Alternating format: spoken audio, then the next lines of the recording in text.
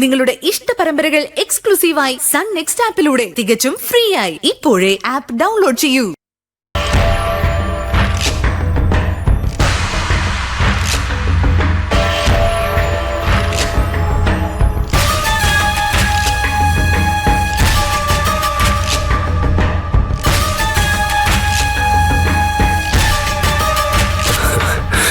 മഞ്ജു, അല്ല, ഇതിപ്പോ നിന്റെ അനിയത്തിയുടെ കല്യാണം എങ്ങനെ നടത്തണമെന്ന് തീരുമാനിക്കേണ്ടത് നീ തന്നെയാ. അതിൽ തലയിടാൻ എനിക്ക് ഒരു ഉദ്ദേശവുമില്ല. സത്യമായിട്ടും ഗോപാൽജിയെ ഞാൻ കല്യാണത്തിന് ക്ഷണിച്ചിട്ടില്ല. അതിനെക്കുറിച്ച് ഗോപാൽജിയെ അറിയിക്കുക പോലും ചെയ്യാതിരിക്കാനാണ് ഞാൻ ശ്രമിച്ചത്. പക്ഷേ വേറെ ആരോ വഴി അദ്ദേഹം അത് അറിഞ്ഞു. മഹിമയുടെ കല്യാണത്തിന് എന്തായാലും വരുമെന്ന് അദ്ദേഹം ഇങ്ങോട്ട് പറഞ്ഞു. അങ്ങനെ പറയുന്ന ഒരാളോട് വരണ്ടെന്ന് എങ്ങനെയാ പറയുക? അദ്ദേഹമായിട്ട് കല്യാണത്തിന് വരുമെന്ന് എനിക്കറിയില്ല. അങ്ങേർക്ക് കുറച്ചെങ്കിലും നാണം ഉണ്ടെങ്കിൽ കല്യാണത്തിന് വരില്ല. ഞാൻ അതുപോലെ അയാളെ ചീത്ത വിളിച്ചിട്ടുണ്ട്. ഗിരിയേട്ടൻ അത് വിഷമമുണ്ടാക്കുമെന്ന് എനിക്കറിയാം. പക്ഷേ ഗിരിയേട്ടൻ പറഞ്ഞ പോലെ ഇത് എന്റെ മഹിമയുടെ മാത്രം തീരുമാനം. ശരി, നിന്റെ ഇഷ്ടം പോലെ തന്നെ എല്ലാം നടക്കട്ടെ. ഗോപാൽജിക്ക് വരാൻ തോന്നരുതെന്ന് ഞാൻ പ്രാർത്ഥിക്കാം. അല്ല, മഹിമയുടെ അവള് മുകുന്ദന്റെ കൂടെ അമ്പലത്തിൽ പോയിരിക്കും. ഓ, മഞ്ജു ഒരു മിനിറ്റ്.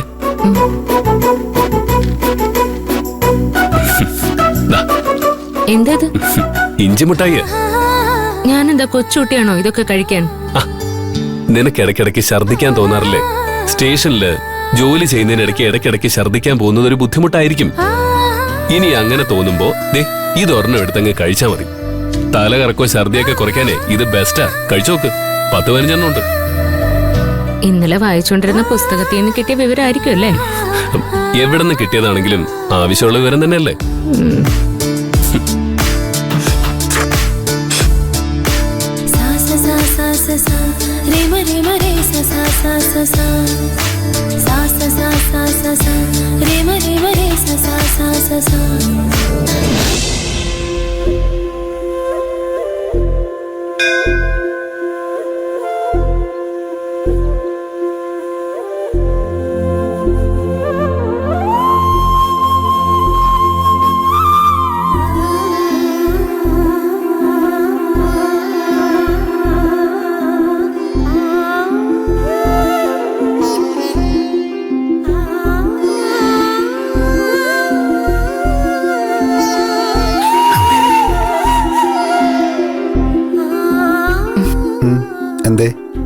കാര്യമായിട്ട് പ്രാർത്ഥിക്കുന്നുണ്ടായിരുന്നല്ലോ. എന്തൊക്കെ ഡിമാൻഡുകളാ ദേവിയുടെ മുൻപിൽ വെച്ചത്? അങ്ങനെ വലിയ ഡിമാൻഡുകളൊന്നുമില്ല. വിഘ്നങ്ങളൊന്നുമില്ലാതെ നമ്മുടെ കല്യാണം നടക്കണമെന്ന് മാത്രമേ പ്രാർത്ഥിച്ചുള്ളൂ. താനെന്താ പ്രാർത്ഥിച്ചേ? വക്കീൽ ആഗ്രഹിക്കുന്നത് നടക്കണമെന്ന് പ്രാർത്ഥിച്ചു. ഞാനത്ര വിശാല മനസ്കായതുകൊണ്ടൊന്നും അല്ലാട്ടോ. വക്കീൽ എനിക്ക് വേണ്ടി പ്രാർത്ഥിക്കുമെന്ന് ഉറപ്പുള്ളതുകൊണ്ടാ.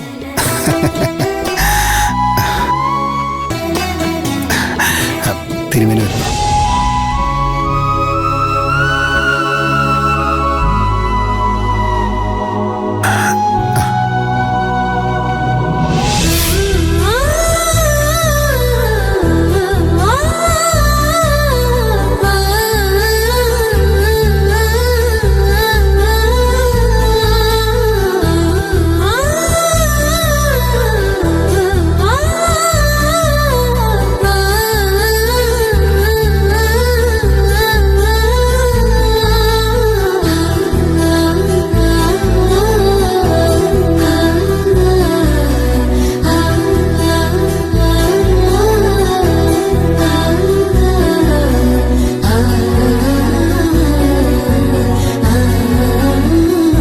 കൂടി തൊട്ടതാ വക്കീലെ.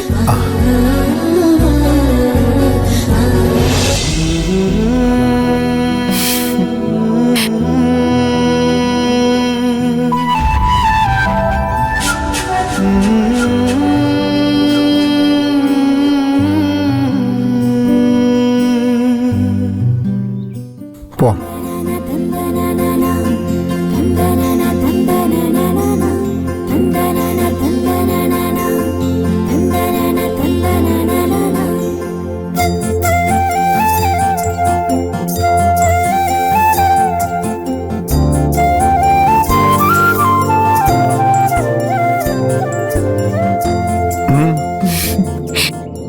ഇതാണല്ലോ വക്കീൽ എന്റെ കഴുത്തി കെട്ടാൻ പോകുന്നതെന്ന് ആലോചിക്കായിരുന്നു.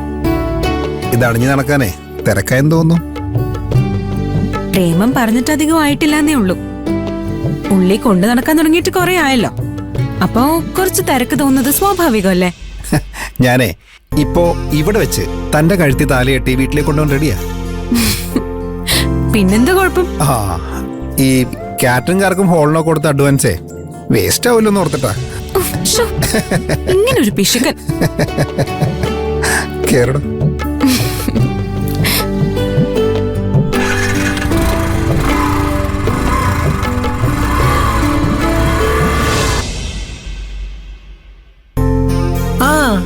ഷൂട്ടിന്റെ കാര്യം എങ്ങനെയൊക്കെ വേണമെന്ന് നിങ്ങൾ തീരുമാനിച്ചോ? എനിക്ക് എന്തായാലും എന്റെ മോന്റെ കല്യാണം കൂടിയേ പറ്റൂ. ആ അതെ, അതൊക്കെ പോട്ടെ, നിങ്ങളൊക്കെ കല്യാണത്തിന് വരൂല്ലേ? വന്നില്ലെങ്കിൽ എന്റെ സ്വഭാവം മാറും കേട്ടോ. ആ ശരി ശരി. അമ്മേ വാ മക്കളെ വാ. താലി പൂജിച്ച് കിട്ടിയോ? ഇത് കെട്ടാൻ ഇനിയും സമയമുണ്ട് കേട്ടോ. ഇനി ഭക്ഷണം കഴിച്ചിട്ട് പോയാ മതി കേട്ടോ. ഇന്നും കൂടി അതിഥിയായിട്ട് ഇവിടുന്ന് കഴിക്കാൻ പറ്റൂ. നാളെ മുതല് ഹൽദിയുടെ ഒരുക്കങ്ങളൊക്കെ തുടങ്ങണം.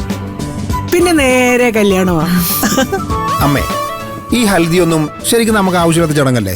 ഇതൊക്കെ അങ്ങ് നോർത്ത് ഇന്ത്യൻ സംസ്കാരമല്ലേ? വെറുതെ അതിന് നമ്മൾ പിന്തുടർന്ന് കുറെ കാശ് കളയാന്നല്ലാതെ പേരെന്താ കാര്യം ഇരിക്കണേ? അയ്യോ മനുഷ്യരായ ഇത്രയും പിശുക്ക് പാടില്ല. ദേ സംസാരിക്കുന്നതിനിടക്ക് വെറുതെ അടിക്കുന്ന കഷ്ടമാണോ? ഇവളിപ്പൊ നിന്റെ ഭാര്യയായിട്ടില്ല. കല്യാണം കഴിഞ്ഞാലാണ് ശരിക്കുള്ള അടി തുടങ്ങാൻ പോകുന്നത്. മര്യാദക്ക് നിന്റെ പിശുക്കൊക്കെ മാറ്റി നന്നായിക്കോ. ഇല്ലെങ്കിലേ നിന്റെ കാര്യം കട്ട പുകയാ.